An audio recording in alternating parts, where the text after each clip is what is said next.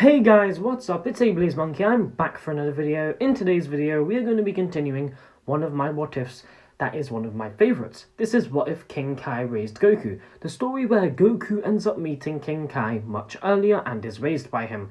This is part 2 and we are going to be continuing this story, which honestly I have so many ideas for, so I am quite excited to be continuing this one. So let's get right into it. Before we do though, please make sure you do leave a like and share this video, as well as subscribing with post notifications on, because it really does help me out.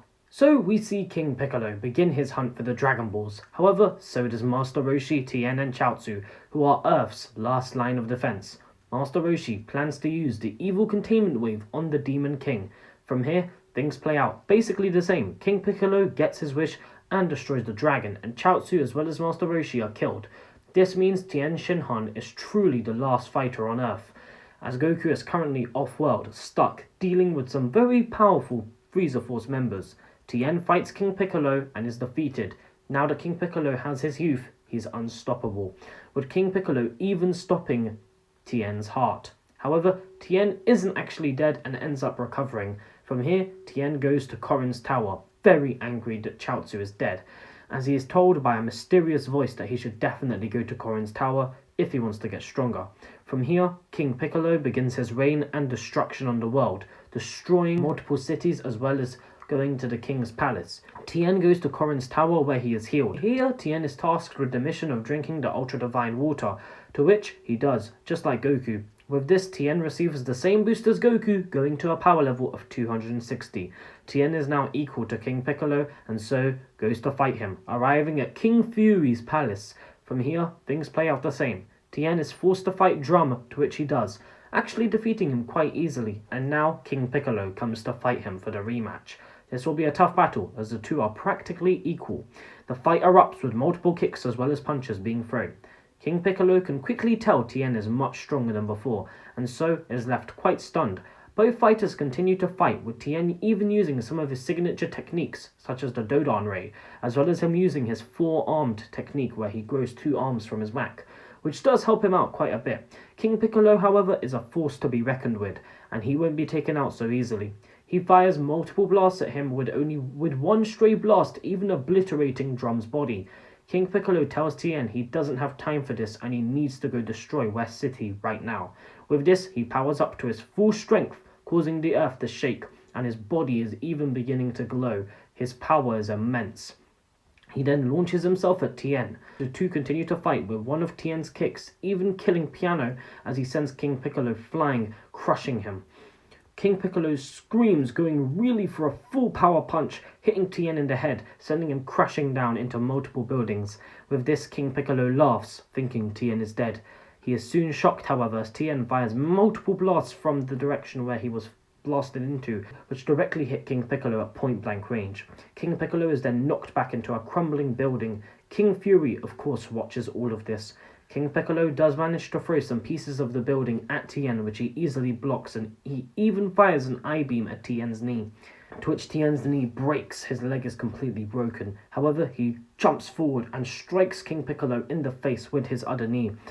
King Piccolo grows angrier and slightly even increases his size. With this, Tien and the Demon King continue their fight. Of course, Tien has one broken leg and is still tired from his fight with Drum. Piccolo does fire an explosive wave, which Tien tries to block, but it breaks one of his arms. Now left helpless, Tien has no idea what to do. He's broken one leg and an arm, but he then smirks, telling King Piccolo he is finished. King Piccolo laughs, telling Tien he must be blind. King Piccolo has clearly won this. With that, King Piccolo flies into the air, ready to finish Tien Shinhan off. However, all of a sudden, Goku appears. Yep, King Kai alerted Goku about what was going on down on Earth, and with that, Tien falls back, exhausted and unconscious. Happy that Goku finally came, Goku easily defeats King Piccolo with one punch straight to his stomach, going right through him. Just as Goku charges up a blast, King Piccolo spits out an egg and is obliterated by the blast, ending the reign of King Piccolo. Of course, however, there is a baby that hatches from this egg, and it feels immense hatred for Goku, as well as Tien. But with that, Goku and Tien now go to the lookout, with Kami congratulating them on their victory. Tien begins training with Kami. They of course did get to the lookout using Goku's power pole, and everything kind of just goes the same as the original. Kami agrees to restore Shenron after Tien's valiant effort and even takes Tien on as a student. He does this obviously because Goku is already with King Kai, so he's obviously going to take Tien on. With this, everyone is revived and begins training with Kami. So Tien, Krillin and Chaozu all begin training with him. I do, however, want to go back in time a bit to look at two characters who are now going to be quite important. Chi-Chi and Yamcha, as well as Bulma. So Bulma is still pursuing Goku as the perfect boyfriend, especially now that Goku is famous, since he of course defeated King Piccolo.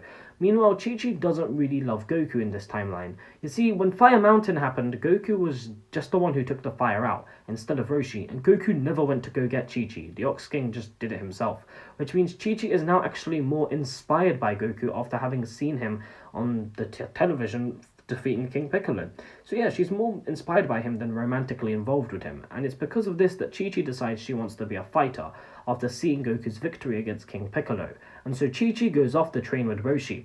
Now let's go on to Yamcha. You see, Yamcha hasn't really done anything in this What If, but he does begin training with Roshi, same thing as Chi-Chi, after he sees Goku defeat King Piccolo. So he meets Chi-Chi with Roshi and they get to know each other. Yamcha does even occasionally go train with Kami, because of course everyone would invite him to. Meanwhile, Bulma continues her search for Goku, and is still determined to find her perfect boyfriend, not knowing Goku is just on other planets fighting Frieza Force soldiers, but she continues the search. Now, during our 3-year time skip, Krillin, Tien, and Chaozu, as well as Yamcha, do actually train with King Kai. They don't train with him a lot, but they do occasionally. They do train with him if they're not training with Kami. Chi-Chi, however, only trains with Kami, not training with King Kai that much. She would maybe do a bit of training with him, but barely anything compared to the likes of Tien. She's mainly training with Roshi. Meanwhile, Goku doesn't actually train with anyone. He trains on other planets, and mainly trains on his free time when he's not protecting North Galaxy. So everyone is much stronger. Of course, Piccolo Jr. is going to stand no chance when we get to the martial arts tournament, because everyone obviously knows the Kaioken. So even if Piccolo Jr. does get stronger, everyone can just use the Kaioken. Chi-Chi, as well as the rest of the Z Fighters, are going to be much stronger than in the original here. Let's go through some power levels. Goku has a power level of 18,000 and is basically around the Saiyan Saga level Vegeta. He, however, can use the Kaioken up to times 20, so he is really powerful. Tien is the strongest, just behind, with a power level of 6,000, and he can go to a Kaioken times 4. Meanwhile, Krillin is behind him at a power level of 4,000, able to use Kaioken at times 3. And Yamcha is at 2,000, Chi-Chi is at 1,500, Chaozu is at 1,000, and Roshi is also at 1,000. Yamcha and Chaozu are able to use Kaioken at times 2. But Piccolo Jr., because he got one-shot by Goku, his training is going to be really intense. He is going to be training much more intensely than everyone else. He was humiliated by Goku and must have his revenge. Now, we saw how powerful he got from intensely training with Gohan for a year, so if he has 3 years of just non-stop training, he will have exponential growth, getting to about, I'm going to say, 8,000. Yeah, he's even stronger than Tien. But remember, he has no Kaioken, and this is 3 years of non-stop training, so yeah, Piccolo is roughly actually about the same level as everyone else. The tournament rolls around and things are a bit different. The first match is Tao Pai Pai against Tien, which goes basically the same. The match after that is Krillin against Piccolo. Krillin goes to a Kaioken times 3, and we get a tough fight between Krillin and Piccolo. Krillin is stronger than Piccolo, but the Kaioken puts a lot of stress on his body. Ultimately though, Krillin, with a power level of now 12,000, does beat Piccolo, leaving him utterly humiliated. This leaves Piccolo infuriated. He tries to attack Goku, who now has new clothes. Yep, I decided to give Goku some fresh new clothes. This is going to be his main clothes for this entire What If. So hopefully you guys like this new look for your boy Goku. But yeah, Piccolo does rush Goku, and he even tries to land a punch to Goku. Goku, however, easily just catches the punch. He blocks his attack and lands his own punch straight to the gut. Piccolo spits out blood and stumbles backwards, shocked by Goku's power. Goku tells him to leave this place, to which Piccolo tells him he will one day have his revenge on Goku, and he won't ever forget this. He looks at Goku with pure hatred before flying off. From here, the tournament plays out roughly the same, with the best match being Goku against Tien, which ends with Goku winning the entire tournament after defeating Krillin in the final. We would probably get to see all of the other Z fighters using Kaioken. Obviously, Krillin would fight Yamcha in the semi-final and win that match. So yeah, Goku is the winner of the World Martial Arts Tournament. And we now enter 5 years of peace. But wait, just as Goku wins the tournament, Bulma rushes from the crowd, telling Goku she's found him. He is her perfect boyfriend, and that she finally, after so many years of searching, has found him. Goku is confused but remembers Bulma after seeing her. He remembers he had to look after her sort of when she was trying to collect the Dragon Balls. Bulma explains everything that's happened to her, and Bulma asks him to basically just be her boyfriend, to which Goku says sure, and they later get married after a year. And they even have a son, who they end up calling Trunks. Remember guys, Gohan is still alive, which means although yes, he is just a retired old man, he still exists, which means Goku and Bulma have a son called Trunks, which Bulma comes up with, instead of Goku calling him Gohan, because of course Gohan's still alive. From here, over 5 years pass and people do train. Piccolo especially. He was humiliated at the tournament and won't stand for this.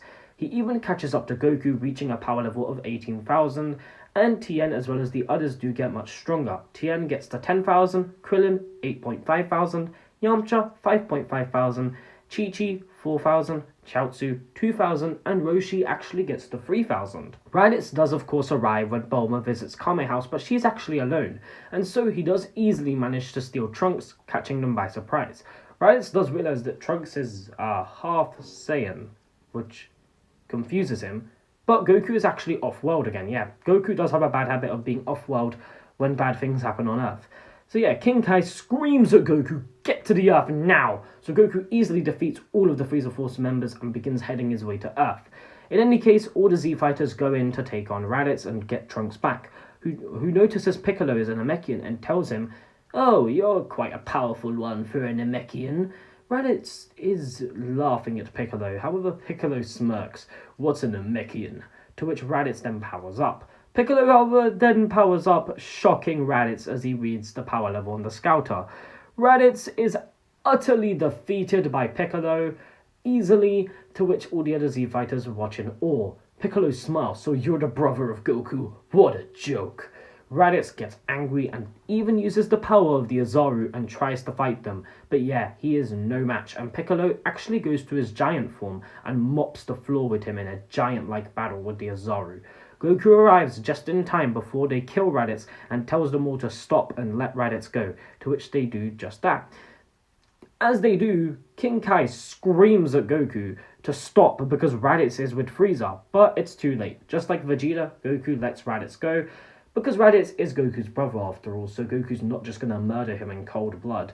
Goku also didn't think Raditz would actually cause any harm, but in any case, Goku tells them about Frieza, and Piccolo tells them about Namek, which was something Raditz told him about. And Piccolo tells them he wants to go to Namek, but everyone is worried about this because they can't just let Piccolo go to Namek alone, and they're also worried about Frieza. So they decide that only some people should go with Piccolo to, make sure Piccolo doesn't get up to any trouble. You never know, there might be Dragon Balls on Namek if they're filled with people who are just like Piccolo. So these people who go with Piccolo are going to be Goku and Tien, as well as Bulma, who also wants to come with them, which means Trunks is also coming. Yeah, so Trunks does have the Turtle Hermit Gi since he did train with Roshi, and with all that, they depart for Namek after Bulma builds her ship. The people left to defend the Earth are Chi-Chi, who is a Z fighter now, Krillin, Roshi, Chaozu, and all the other Z fighters. Now, Frieza does hear about what happened to Raditz and realizes Goku is North Galaxy's fighter, and so he decides that he will soon head to Earth to get rid of this pest. Raditz, however, even tells Frieza he believes Goku is the legendary Super Saiyan, which does leave the Emperor uneasy. In any case, everyone heads off to Namek to see what is on the planet. Little do they know, it's not Frieza who's awaiting them on Namek. It's instead a different villain, a different threat. But who could be on Namek that's such a big threat? Well, you'll have to find out in the next part. So make sure you do subscribe and leave a like if you did enjoy. Also make sure you turn on post notifications on. This was a pretty fun part and I am looking forward to seeing where this series goes. I obviously do want you all to try and maybe give me a guess for what you think is going to happen in the next part. Who do you think is on Namek? I will give you a hint, it's not someone that's canon. So try and guess who could be on Namek that's going to cause such a big threat for the fighters. In any case, I hope you all did enjoy this video, but I will see you in my next video. Laters!